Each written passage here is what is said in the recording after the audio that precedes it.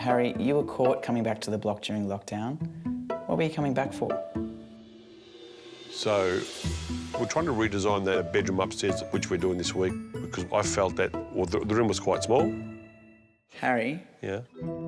How many times did you go back to the block? All up, 3 times. I cannot lie, 3 times. You don't believe me, do you? It was, hand on heart, 3 times. That's not where your heart is, Harry.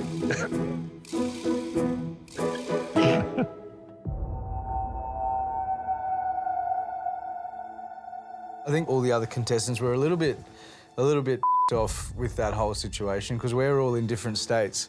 We don't have the opportunity to come and throw a tape measure around. Like, we're working off the plans we have.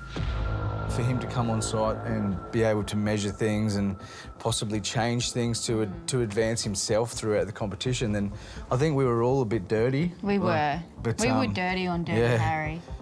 Is there going to be any fallout to Harry, or...? What's that? Is there going to be any fallout? Oh, I don't know, mate. I don't know. Even Harry was like, no one said I couldn't go. Pretty sure it's like an unwritten rule, you know. No one said it because it's glaringly obvious. But he's measured up for the changing the walls upstairs. Oh, well, he's not going to get it, is he? And the study looks going Yes, there. yes. The desk. Lengthways, go lengthways.